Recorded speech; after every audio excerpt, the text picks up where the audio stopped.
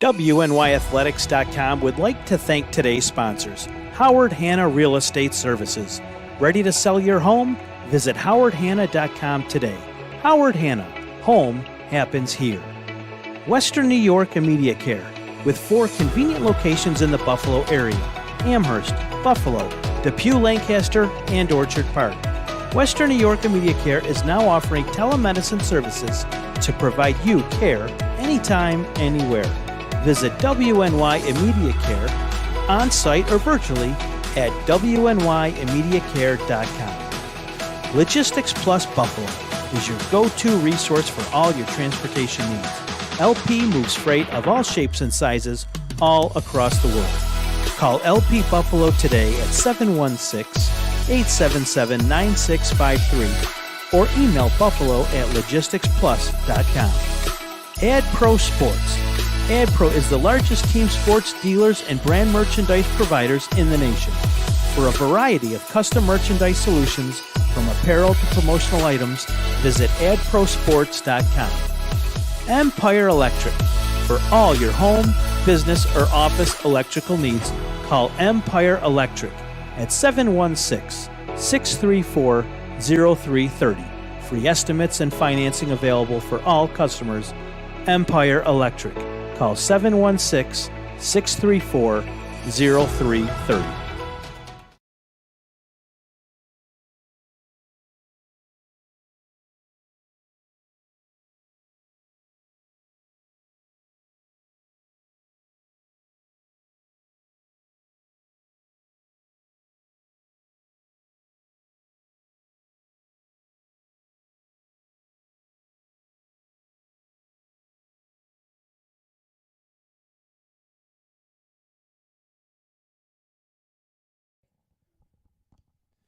All right, welcome into the Western New York Athletics High School Football Weekly. I'm joined by Tom Prince and our special guest, Mario Hall, right here. I feel severely underdressed right now, as these two guys are dressed to the nines.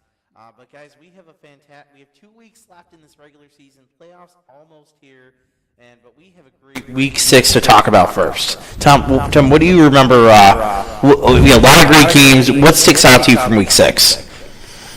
Lancaster Bennett. That's kind of awesome. Let's remember Kenmore was a great game. That really stood out to me too. Unfortunately, that Sweet Home missing their center right there, their big man, due to an injury, I think was huge, because that is a big piece. Not only that offense, but he also plays defense, goes both ways. He is a crucial part of that offensive line to really give things to. A lot of things. How about the Fredonia Southwestern game? Oh, right? Fantastic.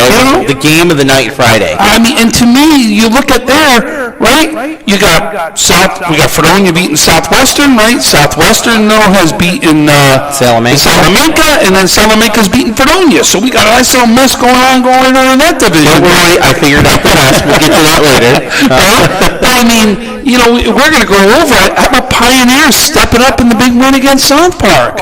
Right? That's another big one. These are all games we're going to talk about, but Depew, I think Depew's flying under the radar for everybody out there, and they come up with a big win over Eden. There's a lot of games right now that are huge. I was at Orchard Park and Will North. Will North had a lead at halftime, right?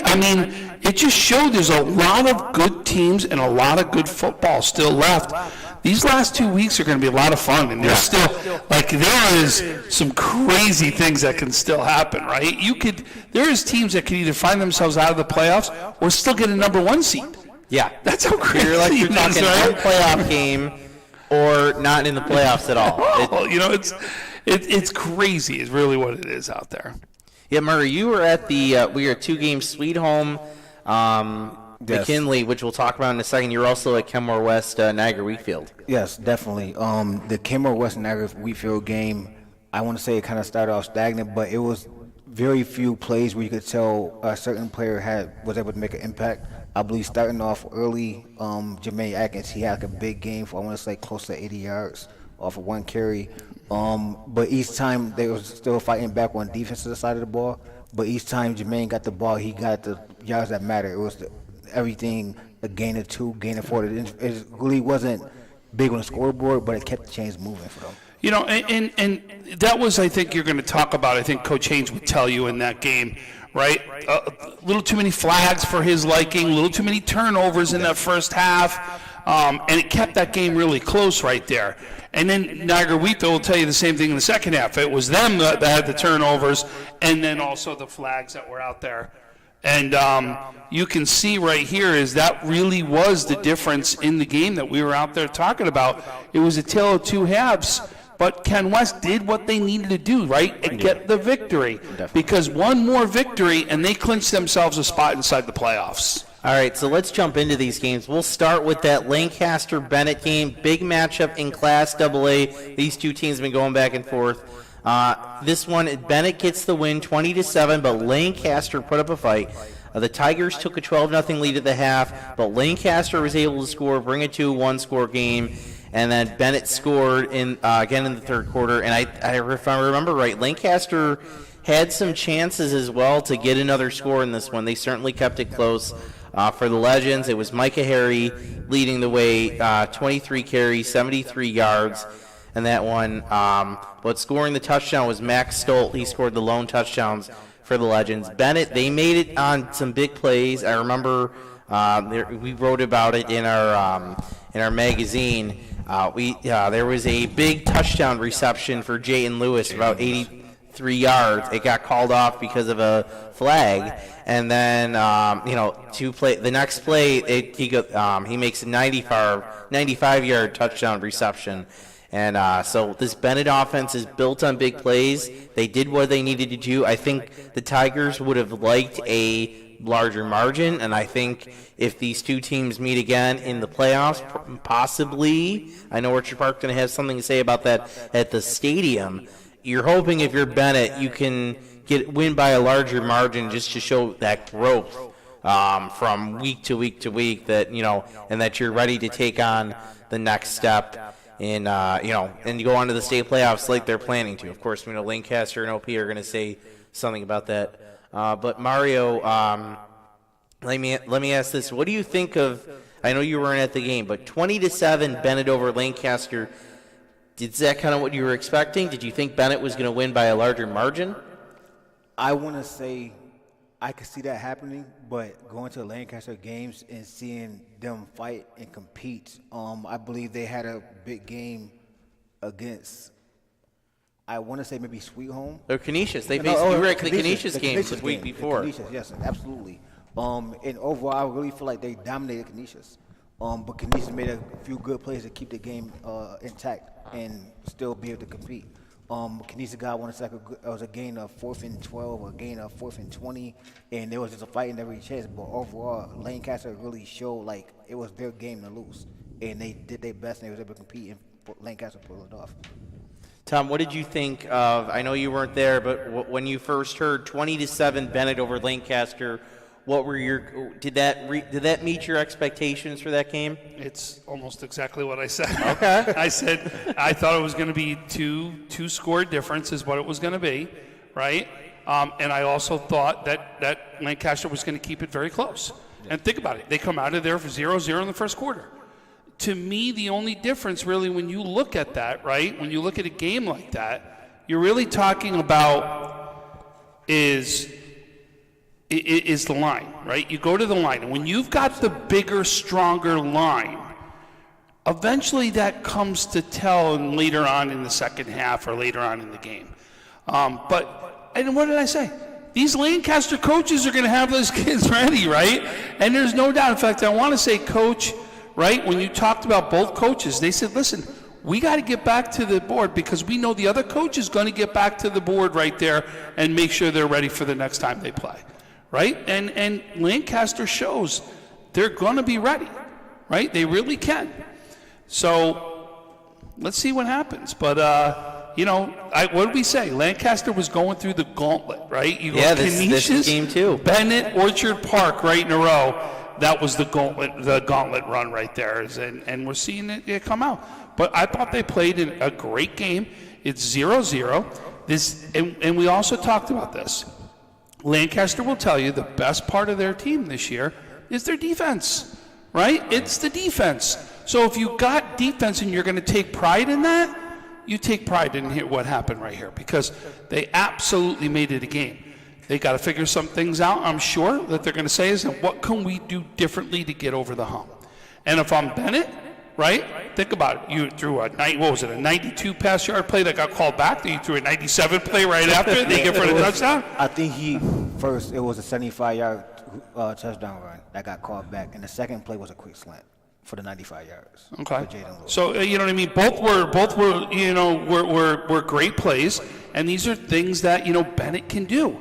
They've got speed. They can strike very quickly, and they can get that one play that all of a sudden changes the entire dynamics of a game. So, no doubt that I thought both teams did fantastic in this game, and both teams can walk away saying there are things we can learn from this game to get better, and that we've got to make sure that we fix for the stretch run if we're going to go after a sectional crown. All right, our next game, it's a non-league one, but certainly the upset of the week. Tom, why don't you tell us about it? Yeah, so that'd be Pioneer South Park is what it's going to be right there. It was 23-6, and South Park doesn't score until the fourth quarter right there, led by Kyle Stover for Pioneer, who runs the ball for 69 yards and a touchdown in this one. Cole Rodas, the quarterback, throws for 62 yards and a touchdown. But really, you're going to talk about the day, the defense. Dakota Krieger, 11 tackles, 4 sacks in this one. Logan Holiday, 10 tackles, 2 sacks. Kyle Stover also has got 5 sacks and 5 tackles and an interception in this one. It just shows defense comes up big. Willoughby still throws for 200 yards and a touchdown in this one. And Brandon Simmons-Bragg goes for 55 yards in this one. I was asked about this game beforehand, right? And I said if you don't think Pioneer is going to keep this close, you're crazy, right? Because really is that defense is what Pioneer takes a lot of pride on, which is why they beat East, right? Which is why they're in the games that they are due. But you could see the offense right there. What I was going to say is, was South Park's offense finally going to be able to click at one point and be able to get it? But you got to give this Pioneer defense a ton of credit right there as they come up big and get the big win over South Park. But listen, Willoughby's another one. He's going to go back to the score, go back to the sheets, check everything twice. He'll fix it. South Park, get ready, for what they've got to make their run, because they've got some big games coming up themselves. One of them against Maritime. And if you're Coach Delaney, I think the one solace you take, maybe this is the wake-up call your team needs as you get ready for those 2 big games, Will South and then Maritime at the end of the season. Not to mention, you're likely going into the playoffs, possibly a top seed, depending on how these games go out. This can prepare you when you take on the likes of a Jamestown, the likes of a McKinley. So maybe this could be the wake-up call these guys need. Sometimes losses are good. You know what I mean? And you wonder if this is going to be one of those losses that South Park can look from and take into their run. All right, our next game, this was an absolute thriller. It was Fredonia defeating Southwestern 28-21 in overtime. Fredonia actually jumped out to a 21-0 lead. And they were going to the fourth quarter, 21-0 lead, but Southwestern comes back, scores 3 straight touchdowns to take this one into overtime. Ethan Fry ends the game 271 yards, 2 touchdowns. Micah Davis, 163 yards, a touchdown. Samuel Scott had another touchdown for Fredonia. Jamison Quinn had a fantastic game, 9 catches, 147 yards, 2 touchdowns. For Southwestern, it was Jamison Walsh leading the way, 209 yards through the air, 2 touchdowns. He also ran for 1 as well. And Matt Panis, of course, who we've talked about on the show, 10 receptions, 139 yards and a touchdown. But a big game there, and it actually gives Salamanca, who we talked about last week, they suffered that tough loss to Southwestern. The Warriors are right now leaders in this division. That's what we said is, if you take anybody lightly in any division, it's going to come back and bite you at one point. There's no doubt about it. But now you're talking about Salamanca goes from, boy, we just lose to Southwestern in a 15-10 game, right? 15-10 going, boy, we know we can come back from this. And then Fredonia comes out and look at what they do. They win a big game and goes into OT right here, right? This one was in OT. Yeah, and really, you're talking about that causes that three-way tie. I mean, this division is these three teams could easily be ranked teams in the small schools. They're all that good, and they easily could be part in the mix right there. But Fredonia, what a win right there it was for them. Yeah, big win there. Southwestern had an opportunity. They would have clinched the division with a win, but they couldn't close out the comeback, and Fredonia gets the win, and right now Salamanca has the lead. Tom, watch out, Fry's starting to settle in real nice right now for you Fredonia fans, right? He's really looking good and has done a fantastic job at quarterback. It's always very hard to take over for somebody that has been such a good player for so many years for them, and Fry's doing exactly that. Good for him, I'll tell you that.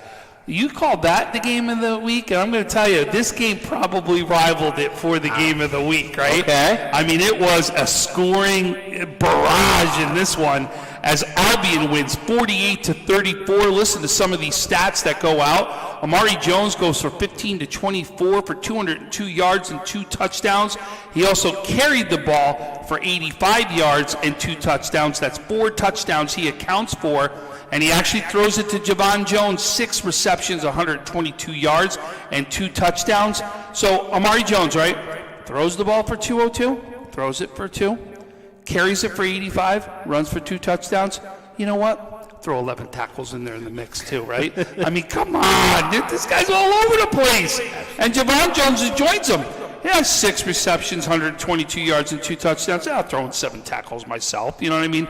Unbelievable what those two have done, and to help Albion get right back into the thick of things as they're in the mix right here for what's going on in that C Central right now. It's crazy. So, but for Cheektowaga, how about this? Warbird goes for 293 yards and 4 touchdowns. it's almost 3 football fields. I mean, unbelievable what he's done. Charles Young adds another 70 yards on the ground and a touchdown himself. And then Matt Barr throws for 166 yards. I mean, think about that. They had 582 yards of offense. This Cheektowaga team could put points up on the board. They almost double yarded in terms of offense over. Albion only has 300 yards. Yeah, but I mean, you're talking about just unbelievable numbers that you're seeing get put up by Cheektowaga, especially by Warbird. He is just a one-man wrecking crew, this kid. Unbelievable what he's accomplished. He's broken records of his father right now in yards. He's done it in touchdowns. Listen, Warbird is absolutely the real deal. That I could agree with, definitely. All right, our next game, another overtime game. McKinley, game all 3 of us were at actually. 22-19 winners in overtime over Sweet Home. This game, you look at the yardage for the.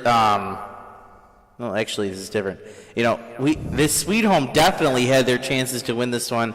It looked like they were going to take a 14-0 lead at one point, but they were driving. They got to their 10-yard line, fumbled. McKinley returns it for a touchdown. And then a drive or two later, Tyrone Hughes has a long touchdown. They take a 16-7 lead into the half. Sweet Home scores a touchdown, hits a field goal to take it to overtime. And then Sweet Home, they get the ball first in overtime, kick the field goal, but McKinley's running attack takes over, and they take it in for the touchdown. It was Kenmore Lewis scored the winning touchdown overtime. Of course, Hughes, 150 yards in this one.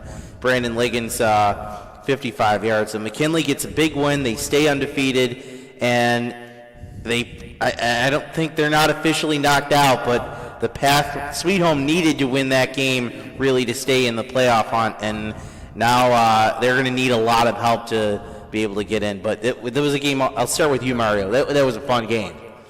Honestly, it came down to the wire. I feel like both teams attempted to really establish a passing game, but Tom says it best. The O-line and D-line controls the game in the field, and both teams play solid. I believe Sweet Home got after the quarterback, got a few sacks in there, had like a few, I want to say, close to maybe 2nd and 5s turned into 3rd and 9s, and they had to like really back McKinley up, and they couldn't like, really establish a ground and pound like they wanted to until it got to overtime when everything was just back in the red zone. Now it's every 4 downs in the red zone, we could go back and play our game. But overall, it was hard for them to do that. Yeah, a couple of penalties late in that game by McKinley, right? It was 2 personal foul penalties. One was a face mask. One that was right in front of us, too, that we were like, oh, boy, that is. We saw him grab the face mask. The other one was the helmet-to-helmet. You know, so 2 late ones that happened in this game. But I'll tell you this. I thought that Sweet Home finally put that defense together late in the 4th quarter. It was like they wanted, it just seems, that's when the switch went off for Sweet Home, and then they were able to tie it up with that field goal late right there in the game to be able to do it. I still was a little shocked that they didn't go for it with 30 seconds still left. They take the knee right there. The only reason I say that is I thought momentum was on their side, right? And momentum can do some strange things. It really can. I understand what Coach did. I don't think it's a bad call, but I just said is, boy, I would have liked to see just one shot maybe to see if they had something there, because even though they ended up taking a timeout, right, which I thought if they would have waited on that timeout, they could have used it if they needed something for a field goal, because this kid can go, you know, over 40 yards. This kid was booting. Like, he's got a leg to him. So no doubt it could have been something that we really saw happen right there. But this is when a team gets tested. You got to give McKinley right now credit, right? You could have said right now, everything's going against us, and we're not going to be able to do this, and they didn't, right? They really didn't. They stayed in that game, and then you saw in the overtime, right? It was, 4 or 5 runs they did straight up the gut, right up the A-gap to win that game. They went power on power to win that game for McKinley and to go ahead for the win and to stay undefeated. Well, McKinley's kind of been the cardiac kids all season. Remember, and earlier in the season against Kenmore West, they were down 22-6 at halftime. They come out in the 3rd quarter, score 22, score 16 in the 4th. I believe they were down at one point or very close to West Seneca West. They got off to a slow start against NT. Then all of a sudden, in the second half, they took off. So that's kind of been McKinley's MO all season, is that they overcome these slow starts and they're able to get wins. Yeah, but I'll tell you, good team. And then always go back to the old motto: we might bend, but we won't break. But not break. I agree with you, Mario. It's a great assessment, right? Because that's what happened right there, if you think about it. Well, actually, it was funny because if you look at if you think about all the touchdowns, they were all big plays for really both sides. In fact, the touchdown from McKinley early were 2 of theirs. One was a huge run, right? Went for 75 yards, right?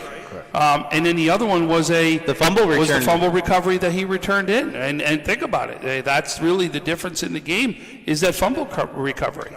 Yeah, because Sweet Home was going in to score. They would have had a 2-score lead at that point. And who knows? They could have at least put 3 up on the board. Yeah. With the kicker. So, well, we're going to go to another big game right now. We're going to go to Clarence and Lockport. Clarence wins 32-25 in this one, led by their quarterback, Dylan Riffenberg, who carries the ball 16 times for 148 yards and throws the ball for 65 yards in this one. Brady Colhane also comes up big, 20 carries for 122 yards and 3 touchdowns himself right there on the ground as he has a day. And then we're going to flip it over for Lockport. I'm going to give this kid a ton of credit, okay? Lockport, as we already know, lost their quarterback, for multitude of reasons, right? But they lost their quarterback right before the season started. Anthony Bowman goes to coach literally and goes, "I got it." Actually, he's their second quarterback this season. Right, but he comes in. I should say third. Right, but I mean, he's here, right? He's I'm going to do this, coach, right? And here he goes. He's the senior. Had 357 total yards, 4 touchdowns, 189 passing, 3 touchdowns, rushed 20 times for 153 yards and a touchdown. Those are some big numbers. Yeah. Right? And then also, Shea Williams, the junior wide receiver, has 10 catches for 188 yards and 3 touchdowns for Lockport.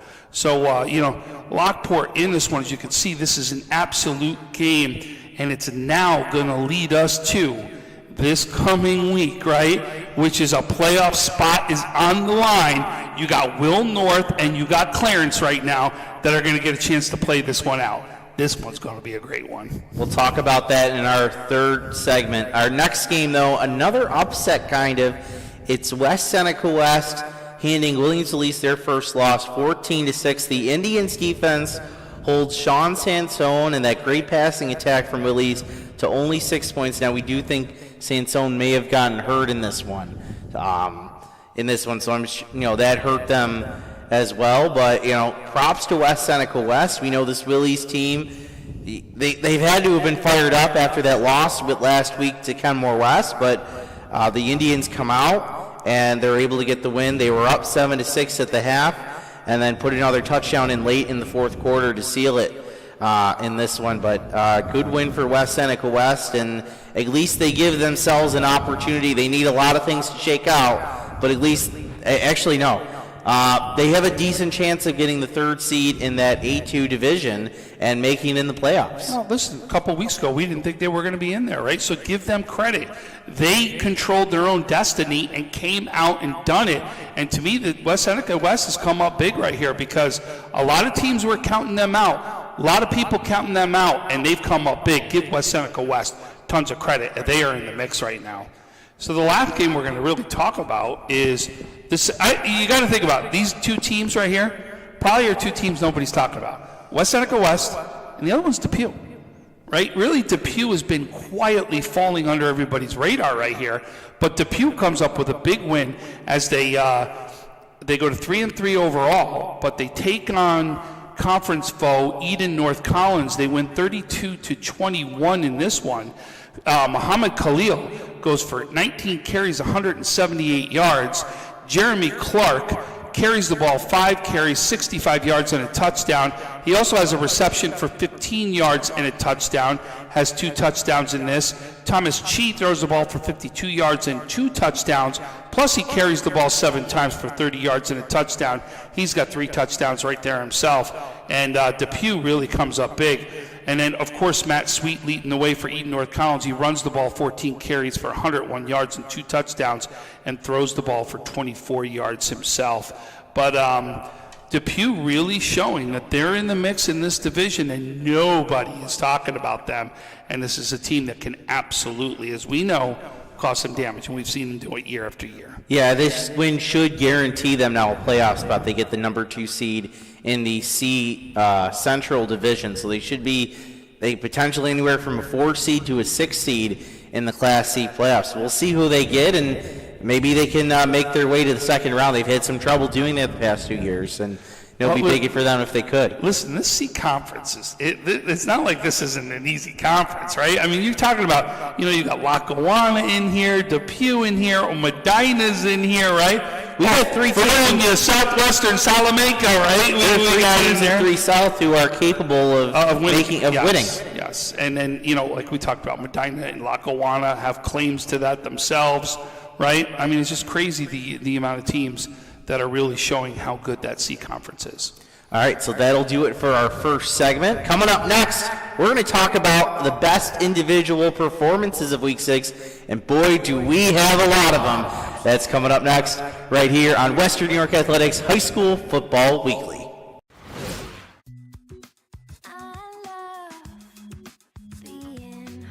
With exclusive buyer insights and our 100% money-back guarantee, we're confident we'll find buyers for your home.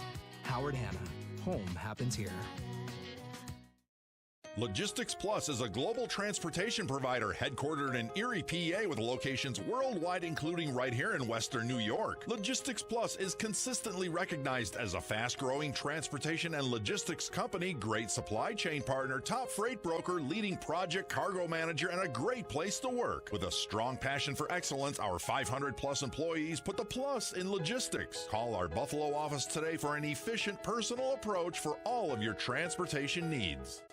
Sometimes it just isn't your day. We all need a little help from time to time. That's why we're committed to providing safe, quick, and cost-effective pediatric care. And we keep it simple. Just walk in. We're here for you. Learn more today.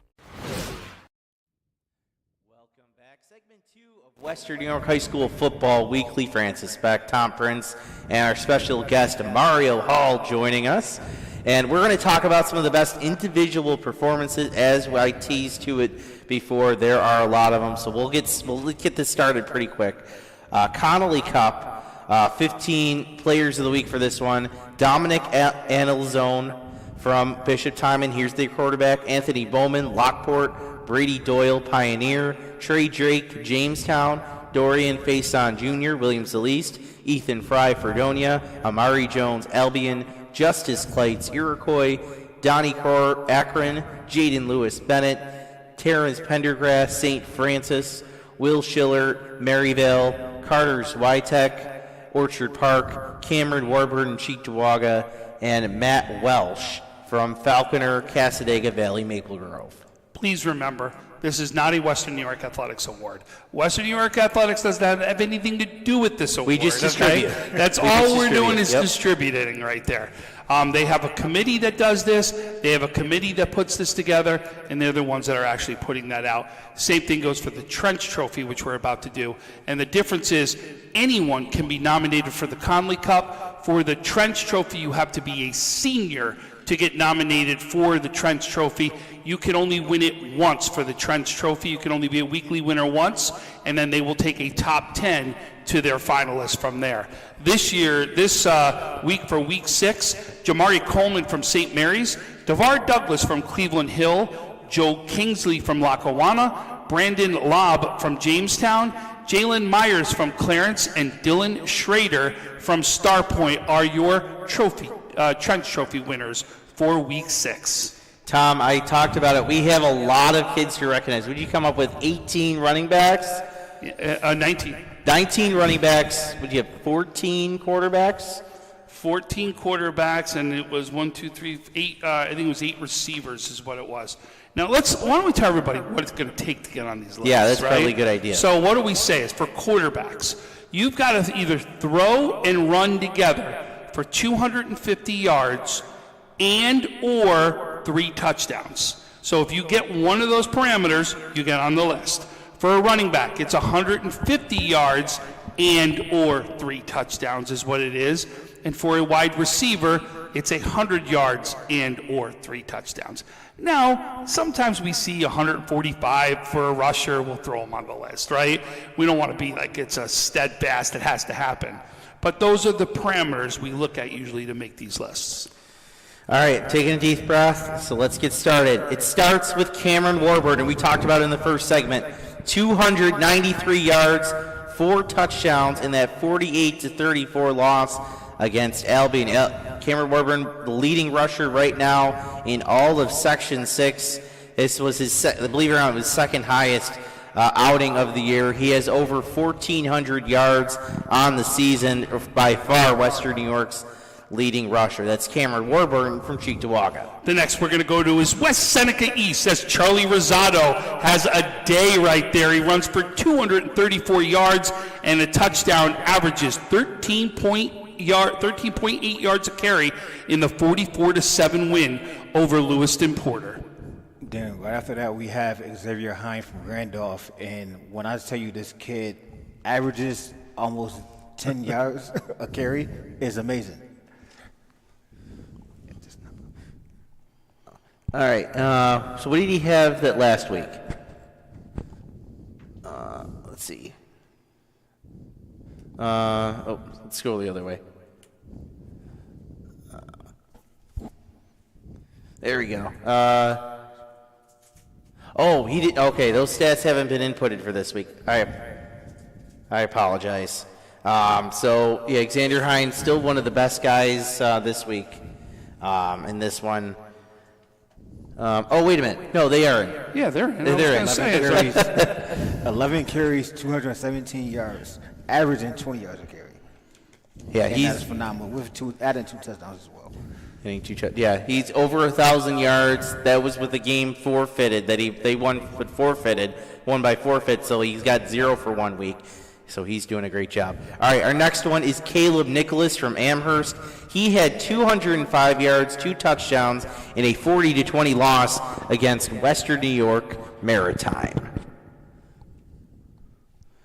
Tom's pulling up our next guy right now. So that is Petaway from Bishop Timon. We know Timon took on St. Mary's on Saturday, got a big win over the Lancers. Tom, do you have his stats up here? Yeah, I'm pulling it up right now. So it is Damaris Petaway Scarver, as he actually has a day in this one, carries the ball 14 carries, 191 yards, and 2 touchdowns in the win over St. Mary's.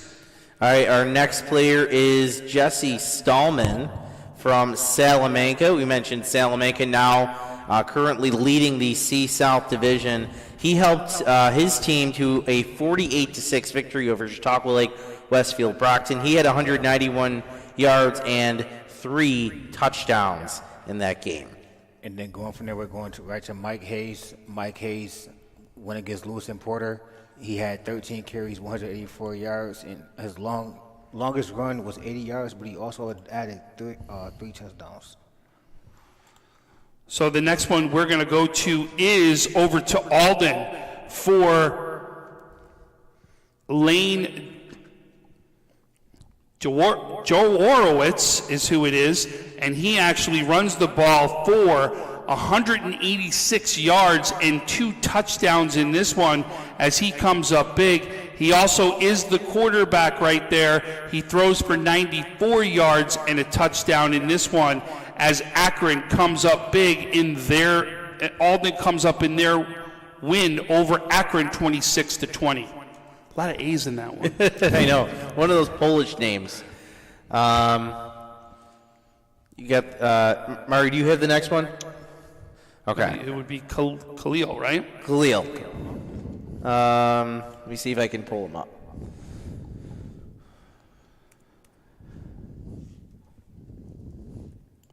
Okay, I got him first. Okay, not to beat you guys, not that it's a race.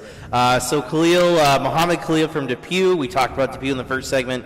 178 yards and 19 carries in their 32-21 win over Eden North Collins. Then going from there, we have Larry Burgeon, actually went up against Newfane. He totaled 31 carries, 174 yards, averaging 5 yards a carry. The longest was 35 yards and adding 2 touchdowns as well. Nice. Now we're going to go over to Iroquois as Trevor Berry, who's having a season right now, goes for 166 yards against Burgard, 9.8 yards a carry, 4 touchdowns he has in this one. He also catches the ball 3 times for 42 yards as he has an absolute day right there. Trevor Berry does it again. Micah Davis, 163 yards on 26 carries and a touchdown in that overtime victory over Southwestern. And I believe I'm going to Hughes, or am I skipping one? Yeah, you're going to Hughes. Okay, perfect, because I was actually right on what they talk about, because I was actually at the game enjoying it. Hughes was a big one. Like I said, had that overtime one. He added 10 carries, 150 yards. Had a long run for about 90 yards, which was about a touchdown as well, and averaging 15 yards a carry. He's really having a great season right there. One of the top running backs in all of Western New York. Next one we're going to go to is Matt Welsh from Falconer, Casadega Valley, Maple Grove. Against Dunkirk, he runs for 128 yards, 3 touchdowns in this one. He also catches one for a touchdown. He's got 4 total touchdowns. Matt Welsh comes up big. All right, we're going to go all the way up to Roy Hart. We're going to talk about Aiden Mescal. He had 127 yards in a 17-14 win over Tonawanda. As I'm pulling up the next one, actually, Tom, if you have it, you could go. Oh, he doesn't. So we can get it. It's Brady Colhane from Clarence. As Colhane runs for 122 yards and 3 touchdowns in this one. He also carries the ball twice, meaning catches the ball twice for 34 yards as he comes up big in their win over Lockport. Thank you for filling me in for that one. And also, I'm going straight to Justice Hill. Justice Hill went against Olean. Actually, I jumped the gun. East Aurora. And he totaled for 11 carries, 108 yards, and 3 touchdowns. All right, next we're going to head back up to Medina. They get a 65-0 victory over Springville. Noah Skinner ends with exactly 100 yards to go along with 4 touchdowns. The next one is going to come from St. Joe's, and it is going to be Dion Anderson. We know the one that you like a lot after seeing him, right? So he actually carries the ball for 70 yards and 2 touchdowns, and he adds one reception, 57 yards for a touchdown. He's got 3 touchdowns on the day for St. Joe's 41-7 win over St. Mary's. All right, our next player comes from CSP. I'm going to pull up his stats right now. It is, I'm missing it up there. Rich Kurkowski. No, it's Burchanowski.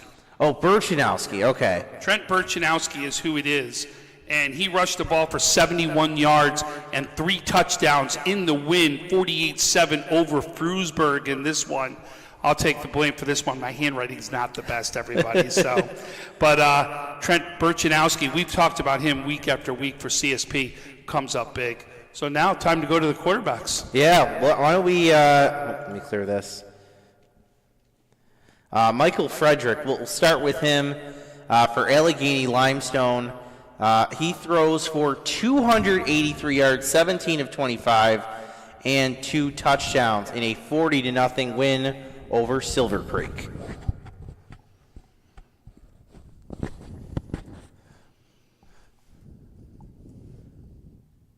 Okay. I got it. This is going to go to, next one's going to go to Justice Kleitz. That's who it's going to go to right there. Kleitz, as we know, this kid, guys, I can't talk enough about this kid.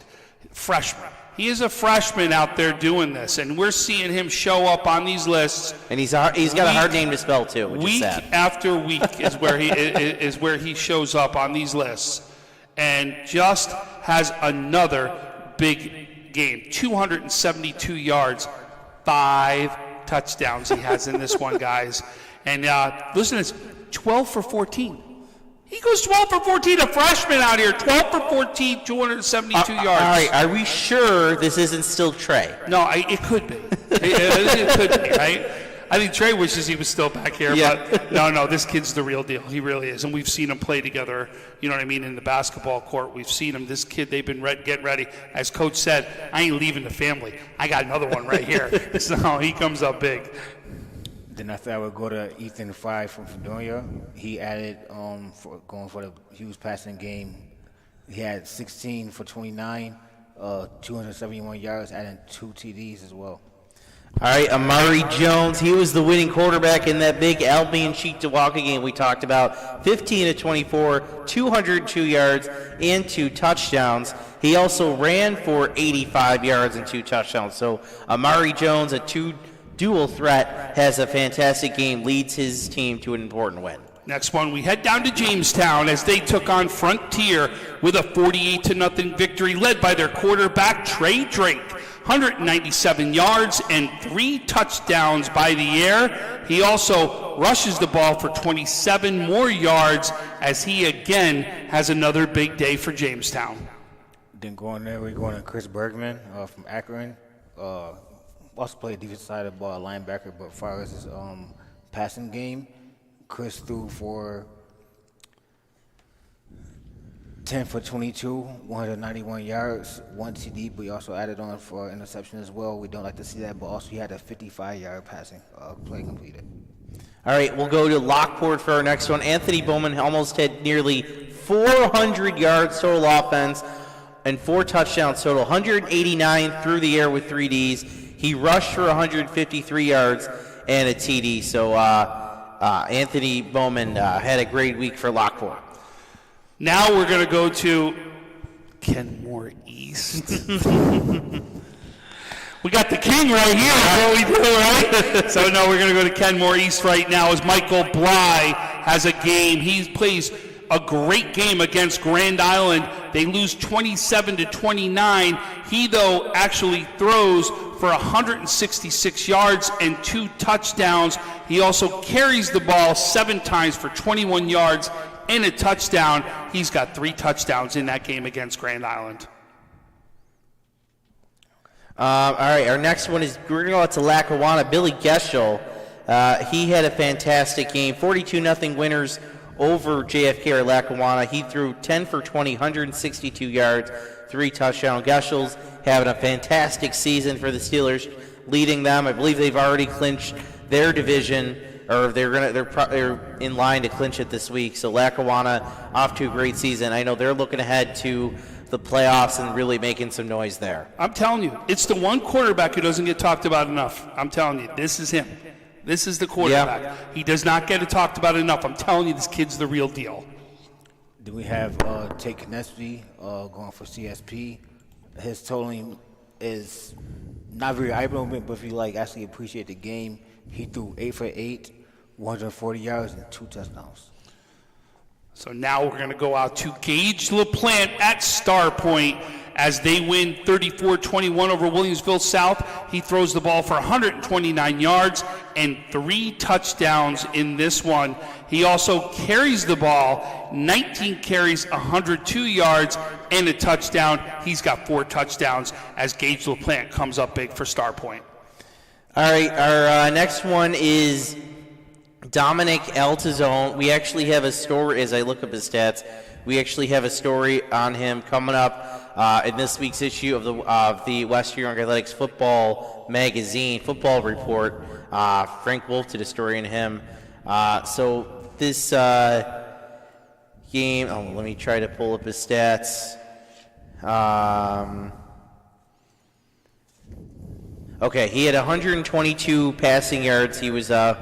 He had a passing completion percentage of over 50%, 122 passing yards. I believe he threw a couple touchdowns as well, as Bishop Timing gets the 39-14 win over St. Mary's. We're going to go over to St. Joe's right here. Aaron Gents, who actually... They didn't play this week.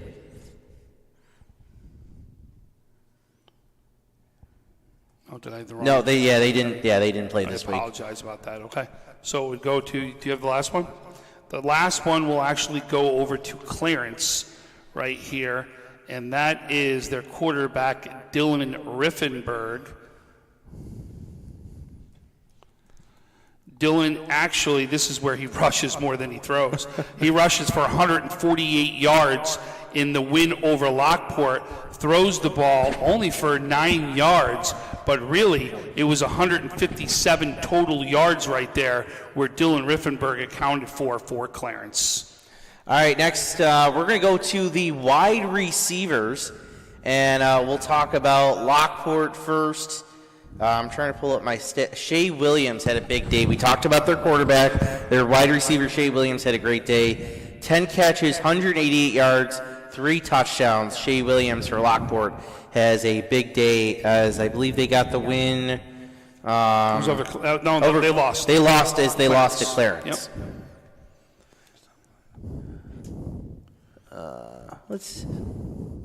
We're going to try to pull up Dylan Evans. We're just having trouble finding him in there. And so Dylan Evans popped up. Senior, Orchard Park, receiving. He added 11 catches, 142 yards, and also added 2 touchdowns. Phenomenal job. I want to talk about this, okay? So for those people who weren't watching this game, is Dylan at one point comes off. He's got some sort of injury that the trainer did a fabulous job of taping him up and getting him out there. Is it still Joe over there? Yep. Okay. All right. So they're over there, and they're taping him up, and they get him ready. He gets back out in the field. A couple plays, they go to other receivers out there, and you watch Dylan turn, right? You watch him and go, I can do this, right? And you can just see him and his offensive coordinator on the same page. You just saw it. Both of them looked at each other with that look right now that says it. Next pass, Dylan Evans, touchdown. I mean, he knows what he's capable of doing out there. He really is. I've seen this kid make catches that have just been unbelievable this season. I'm telling you guys, this kid's the real deal, and there's a reason that he's got as many Division I offers as he's got right now. I'm telling you, folks, if you haven't seen Dylan Elvin catch, you got to get a chance to see him at a game because he is really something to watch. All right, our next player, we're going out to Akron, talk about Donnie Cryer. He had 6 catches for 129 yards and a touchdown in a 26-20 loss to Alden. Then from there, we're going to Albania, and we have Javon Jones attacking with receiving yards as having 6 catches, 122 yards, and adding 2 touchdowns as well.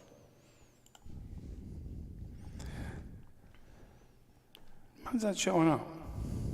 We're going to try, while Tom's trying to pull up Faison Jr., I'm going to try to pull up Panis from Southwestern. We know Southwestern came up just short of a comeback against Fredonia. So Panis' stats here, 10 catches, 139 yards, and a touchdown in that 28-21 loss over Fredonia. Dorian Faison Jr. does it again. They had their loss, as we talked about, to West Seneca West, but he still has 8 receptions, 120 yards, and a touchdown. This kid's just been doing it, and he's been doing it on both sides of the field. It's just been something to really watch out there. He actually has 13 solo tackles in this one, 6 tackles for a loss, right? As he also gets 120 yards, he is showing he is the man right now. He's doing some big things over there at Will East. All right, Mario, who's our final wide receiver? Final wide receiver, Jayden Lewis from Bennett. Of course, we talk about the Lancaster game. He pulls in for 2 catches, 103 yards, 1 TD, and having a long one for 93 yards. Hey, I think that's a way to go. I think that's a great game to have. All you need is 2 catches, and it was enough for Bennett to pull up the win over Lancaster. And technically, he had 2 touchdowns because he scored, although the 75 yards. Yeah, 75-yarder. So in a way, he's had 2 touchdowns. All right, so that will do it for our large segment 2. We recognize, I think, a lot of players. I think we were close to maybe 24. Heidi's giving me a look here. She knows how many it was. She knows the math off her head. But nevertheless, we're going to go on. We're going to take a quick break, and when we come back, we're going to talk about the best games of Week 7. Playoff spots on the line, big rivalries as well. You're watching Western New York High School Football Weekly on WNY Athletics. Western New York Immediate Care's new locations are now open. Whether you've suffered a minor injury or just aren't feeling well, Western New York Immediate Care provides safe, quick, high-quality care at an affordable cost. Our clinicians are trained to diagnose and treat non-life-threatening injuries and illnesses and are equipped with on-site x-ray and labs to help you feel better, faster. With 4 convenient locations open 7 days a week, Western New York Immediate Care is here to help when and where you need us. Visit us online to learn more. Logistics Plus is a global transportation provider headquartered in Erie, PA, with locations worldwide, including right here in Western New York. Logistics Plus is consistently recognized as a fast-growing transportation and logistics company, great supply chain partner, top freight broker, leading project cargo manager, and a great place to work. With a strong passion for excellence, our 500-plus employees put the plus in logistics. Call our Buffalo office today for an efficient, personal approach for all of your transportation needs. Welcome back. Third and final segment of Western New York High School Football Weekly. Tom Prince, Francis Beck, Mario Hall to my right. And we're going to talk about the top games of Week 7. We'll start Thursday night. Albion is going to take on East Aurora Holland. That's our Thursday night game of the week here on Western New York Athletics. And then Friday, we will have a Jamestown, Niagara Wakefield on tape delay at 10 o'clock. Live, we're going to have West Seneca East and Iroquois. Those are going to. Why don't we start with those 3 games, Tom? What excites you about those 3 games? First of all, East Aurora Holland has been in every game, right? They've taken everybody to the break, right? Look at the halftime scores at all. The East Aurora Holland has been in every single one of these.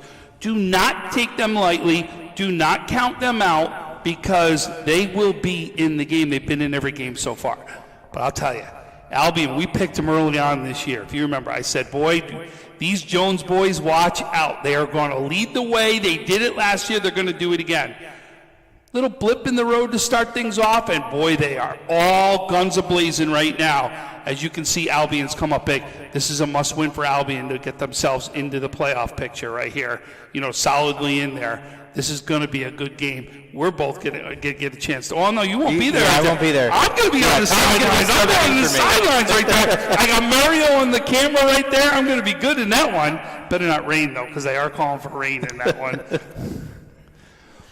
You talked about Jamestown, Niagara Wheatfield right there. I mean, Niagara Wheatfield's young. They're learning. They're getting better and better. You know what I mean? This is just going to be a tough game right there. Jamestown's looking to make sure they're fine-tuning, doing all the things they need necessary for a win. But now you got it, right? Now the next one, the West Seneca East versus Iroquois game. These are two teams that, are the top of the division year after year after year, right? Right now, you saw the hiccup that West Seneca East had was Pioneer, right? Which is not a bad hiccup. Oh no, that's one dang good hiccup. I'm going to tell you, that right there is we've proven, right, is a defense that is legit out there. They will absolutely be legit.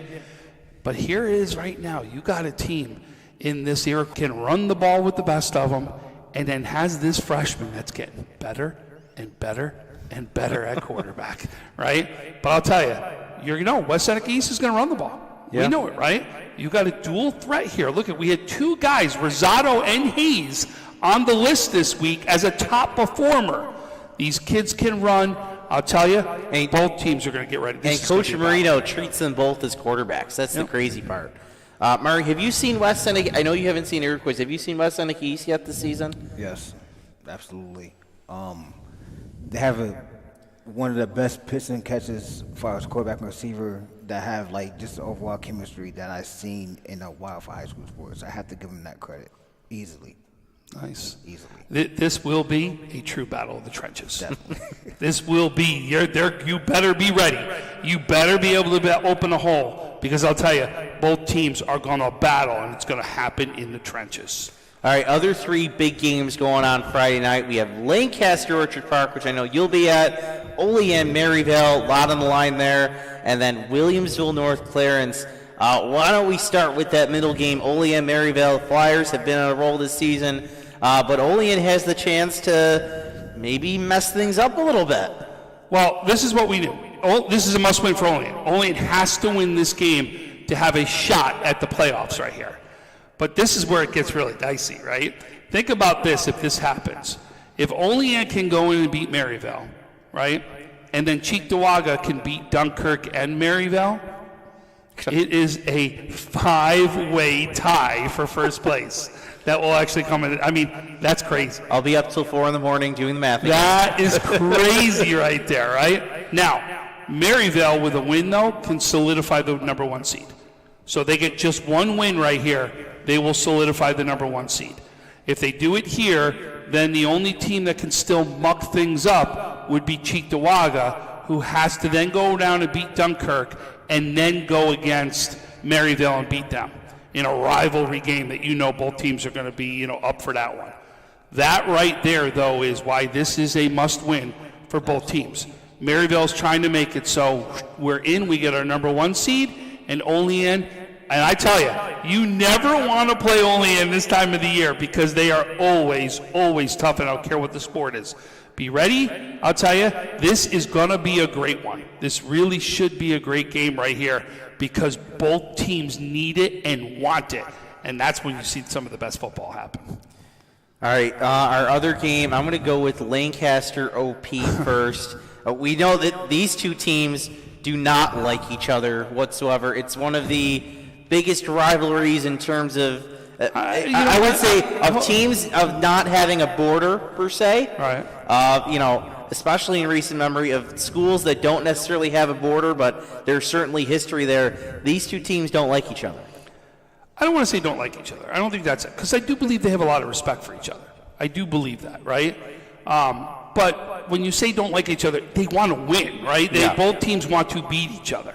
And they circle this game every year. This to me, Depew, I apologize, but this to me is more of a rivalry than Lancaster-Depew, which has been the rivalry for whatever, right? But Orchard Park-Lancaster is a game that all of Western New York gets up for. I mean, this is going to be a true, two different styles. This is going to be very similar to me to the Will East Sweet Home game that we talked about, right? Because they're two different strengths. Lancaster wants to use Harry and run the ball and just have that relentless defense come after, and they want to do everything to make sure Gasella does not get time to throw the ball right there. Flip side, if Gasella can get time to throw the ball, then Lancaster's got to be able to stop him from the outsides and do some of the things, because if they want to get the ball into Evans' hands, Newlove's hands, right? And again, they're also showing with Switek right now that they can actually run the ball. So this is going to be something, I'm telling you, that's going to be fun to watch. And it'll be which strength right out there is going to win. And both coaches are going to have plans for this. This to me is the game you just get excited for. And I'm going to say it because I do, but it's going to be about trench play again. Because what Lancaster will do is they will have their guys in the right places doing the right things. And the question will be, can the Orchard Park line stop him? Including a certain number 77? Number 77. Let's just hope he doesn't throw up on the field this time. Teasing. And for those of you who didn't know, he actually took an inhaler at halftime to help him breathe. And unfortunately, it didn't mix well with him. And before I know it, someone's telling me, look, something's wrong with Luke. And he's throwing up on the field. So, but I'll tell you, came out next play, and he was right there in the field. Actually, I thought he had a phenomenal game. The Orchard Park coaching staff actually had him as the offensive player of the game for a lineman, and it just shows he really did. He's making an impact. You see one of the runs right there that he literally comes over to make the move, like how he comes in as the center to move. So you move your guy, so you open up the gap, right? So if I'm center, I'm trying to move him in direction. Literally just goes like this. It looks like the sea parted right there, and that was one of Carter's touchdowns. But listen, this is going to be a great game. This really is. And it'll be whose strength right now can prevail.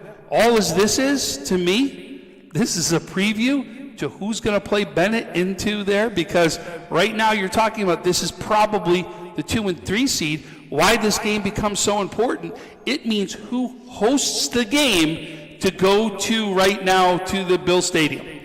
Right? This who's going to host it. So do you want to play on grass in Lancaster, or do you want to play on the turf in Orchard Park?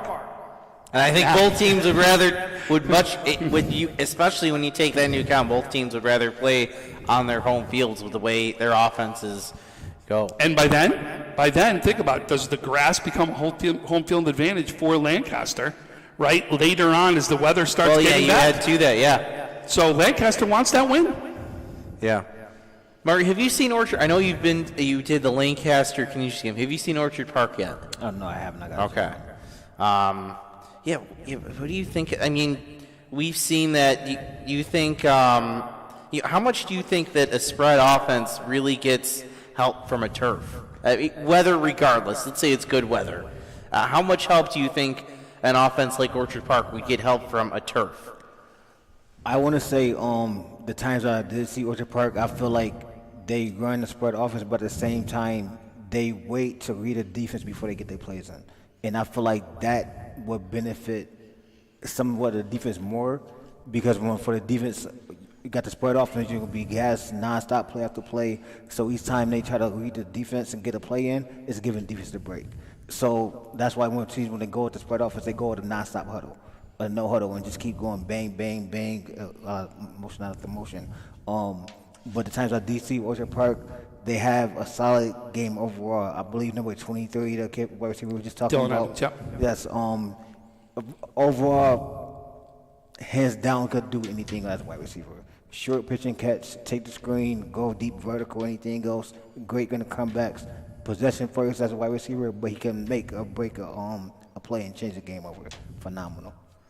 All right, our next game Friday night, we're going to talk about a team that Orchard Park just played. Williamsville North is going to host Clarence in a very important Class A battle. I think a playoff spot is on the line in this one.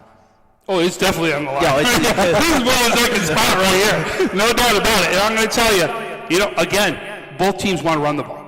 Absolutely. Almost exclusively want to run the ball. right? This is going to be just a sheer pound and will. Who wants this one more? That's what it's going to boil down to, is who wants this one more? And the only way you're going to do it is these guys in the trenches, boy, better be ready. This is going to be right now where everything is on the line. And it's just going to be, you're going to see different ways to run the ball, different ways. They're going to do it all different ways, both teams.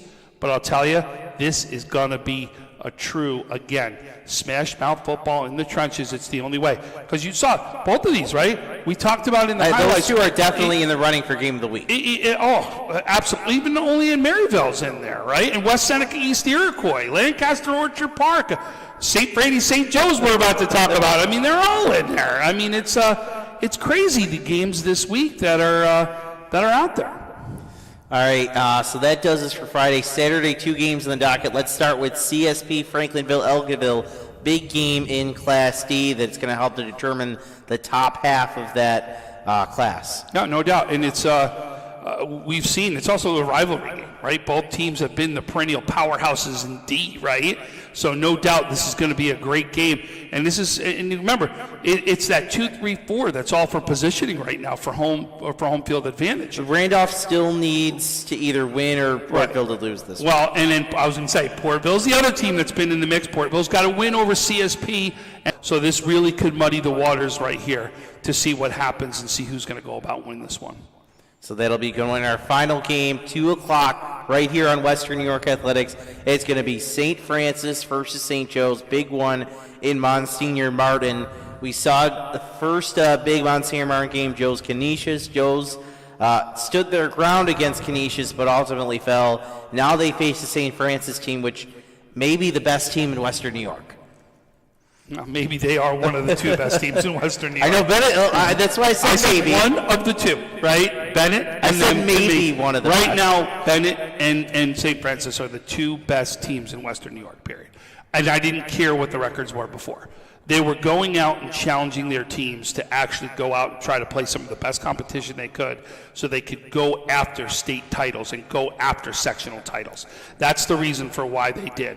So they took some lumps along the way in order to do that. But I'll tell you, the St. Francis line is good, which is why they've got a lineman in Harrison right now. 3 Division I offers just in the past week that we saw. And these are Power 5 schools. Oh, well, Syracuse was one. Rutgers was another. Boston College was another. Wisconsin has offered of them. Listen, you are no bad lineman getting offers like this. This kid's been the real deal since he's been a freshman. He's going to lead the way. Otremba, 3 years as a starter. We know Kid. We know Pendergrass right there. He's having a fabulous year. This really is. And, we got Logan Rusk out on the outside there, by the way, that they can throw it to, right?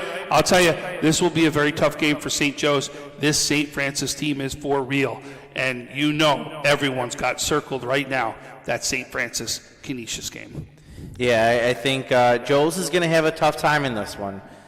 We mentioned they lost Canisius. They are a senior-heavy team with Dion Anderson, Aaron Jentz, but I don't think they quite have the same line that this St. Francis team does. I agree, but I love the advancement they've come over last year, right? They've been in so many games, right? This is not the same team that was out here last year.